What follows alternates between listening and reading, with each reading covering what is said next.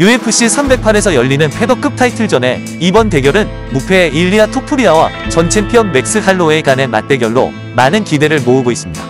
올해 가장 흥미로운 경기 중 하나로 손꼽히고 있습니다. 일리아 토푸리아는 15승 0패의 무패 기록을 가지고 있으며 5번의 노가웃, 5번의 서브미션, 2번의 판정승을 기록하였습니다.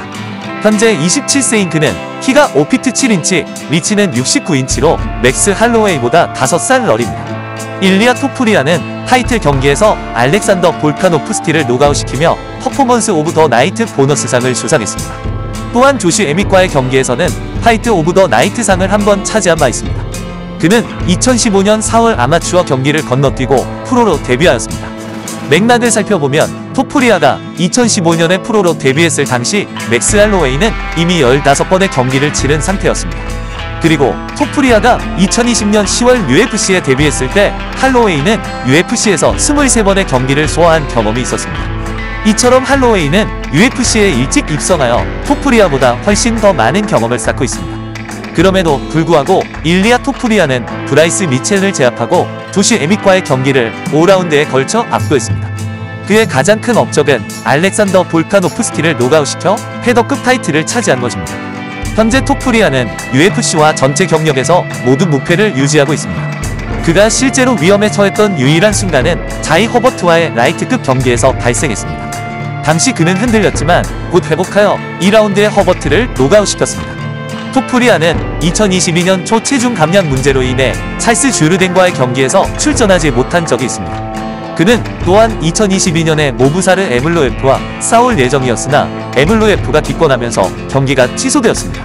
또한 에드손 바르보자와의 대결도 예정되어 있었으나 바르보자가 무릎 부상을 입어 경기에 나설 수 없었습니다. 조시 에밋과의 싸움도 일정이 변경되었지만 토푸리아가 기권한 유일한 경우는 체중 감량 문제로 찰스 쥬르덴과의 경기에서 발생한 것입니다. 토푸리아는 라이언 홀과 자이 허버트와의 경기 사이에는 252일, 조시 에밋과 알렉산더 볼카노프스키와의 경기 사이에는 230일의 공백이 있었습니다. 토푸리아는 분당 4.4개의 타격을 적중시키며 타격 정확도는 46%로 매우 강력한 통계를 기록하고 있습니다. 분당 흡수 타격은 3.35이며 타격 방어율은 65%입니다.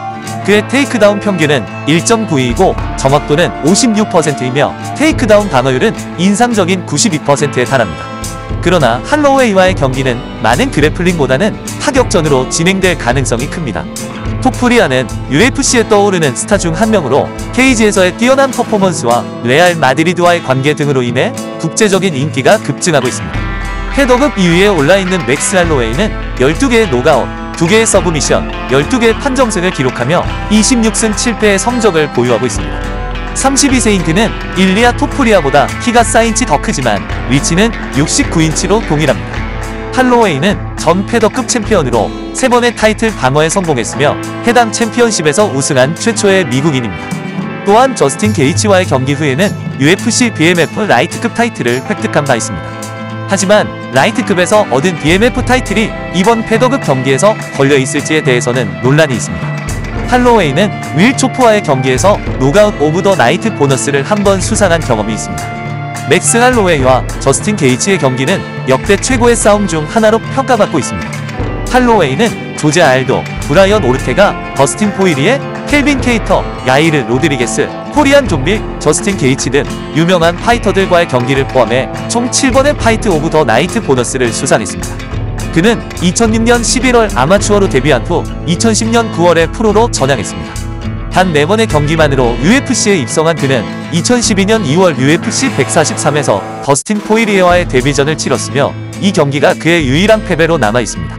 할로웨이는 155파운드에서 6번의 경기와 149파운드에서 클레이 콜라드와의 짧은 통보로 진행된 한 번의 캐치급 경기를 포함해 여러 체급에서 싸운 경험이 있습니다. 그러나 그의 대부분의 경력은 패더급에서 25번의 경기를 치르며 쌓았습니다. 그의 UFC 기록은 21승 7패이며 12번의 KO 승리를 기록하고 있습니다. 주목할 만한 승리로는 안드레 필립, 컵 스완슨, 찰스 올리베이라, 제레미 스티븐스, 앤소니 페티스, 조제 알도, 브라이언 오르테가, 프랭키 에드가, 켈빈 케이터, 야이르 로드리게스, 아놀드 앨런, 코리안 좀비, 저스틴 게이츠 등이 있습니다. 할로웨이는 그의 경력 동안 더스틴 포이리에에게 2번 패배했으며 코너 맥그리거, 데니스 버뮤네즈에게도 졌고 알렉산더 볼카노프스키에게는 3번 패했습니다. 그는 또한 여러 차례의 공백기를 가졌습니다. 조제 알도와 브라이언 오르테가 사이에는 371일, 야이르 로드리게스와 볼카노프스키 사이에는 231일, 볼카노프스키와 아놀드 앨런 사이에는 287일, 코리안 좀비와 저스틴 게이치 사이에는 231일의 공백이 있었습니다. 이러한 휴식에도 불구하고 할로웨이는 2023년과 2024년에 2번의 경기를 치르며 활발한 활동을 이어갔으며 UFC에서 10년 이상 경력을 쌓은 그는 부상을 겪기도 했습니다. 할로웨이는 UFC 251에서 알렉산더 볼카노프스키에게 스플릿 판정으로 패했지만 18명의 미디어 멤버가 할로웨이에게 점수를 주었고 볼카노프스키에게는 9점만 매겼습니다. 이는 할로웨이에게 유리했을 가능성을 시사합니다. 이제 할로웨이의 통계를 살펴보면 UFC에서의 오랜 경험 덕분에 일반적으로 토프리아보다 높은 수치를 기록하고 있습니다. 할로웨이는 분당 평균 7.17개의 중요한 타격을 적중시키는 반면 토프리아는 4.40개입니다. 그러나 토프리아는 많은 상대를 노가웃시키며 좋은 성과를 거두었습니다. 할로웨이는 UFC 역사상 최고의 권투 선수 중 한 명으로 평가받으며 타격 정확도는 48%입니다. 분당 적중 타격수는 4.72개이고 타격 방어율은 59%입니다. 그래플링 측면에서 할로웨이는 평균 0.25회의 테이크다운, 53%의 테이크다운 정확도, 84%의 테이크다운 방어율을 기록했습니다. 현재 일리아 토프리아는 맥스 할로웨이에 비해 약 2대1로 우세한 상황이며 할로웨이는 약 플러스 200의 배당률에 가까워졌습니다.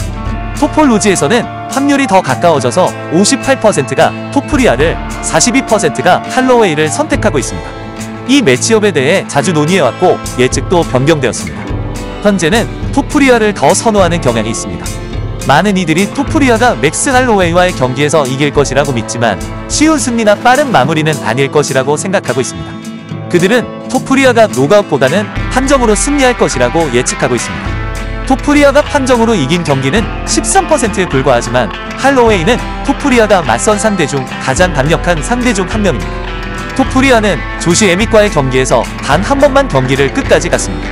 토프리아의 노가웃 파워, 특히 볼카노프스키와의 마지막 경기에서 보여준 것에도 불구하고 할로웨이의 턱이 견딜 것이라고 믿고 있습니다.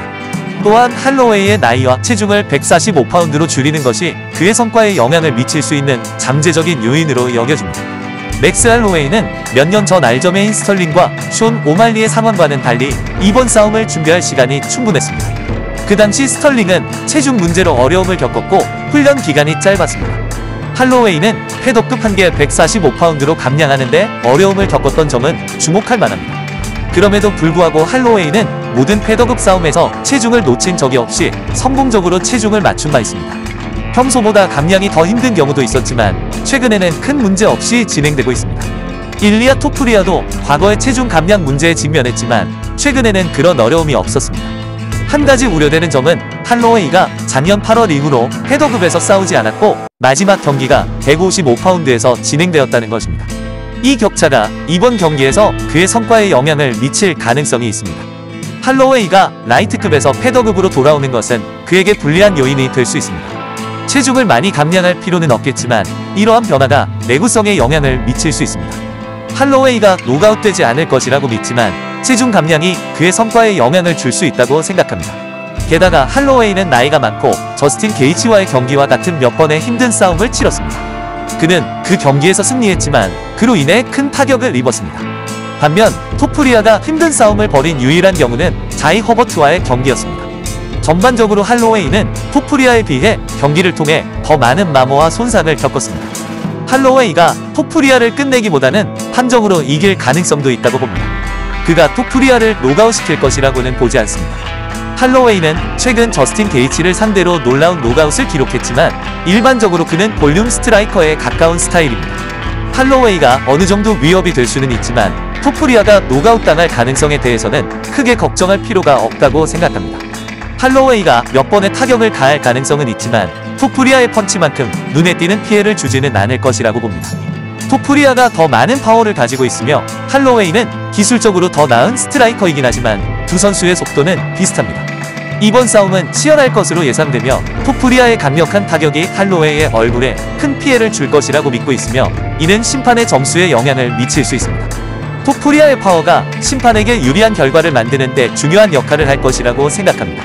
토프리아는 더 정구 마모가 적었기 때문에 이번 싸움에 유리한 위치에 있습니다. 그들의 싸움은 끝까지 갈 것이라고 예측됩니다.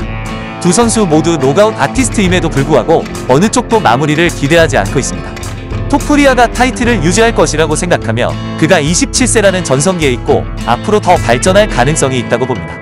토프리아가 아직 잠재력을 완전히 발휘하지 못했다고 생각하며 이번 경기에서 그 잠재력을 보여줄 것이라고 믿습니다. 예측은 일리아 토프리아가 맥스 할로웨이를 상대로 한정승을 거둘 것이라는 것이지만 할로웨이가 한정승을 거둘 경우 놀라지 않을 것입니다.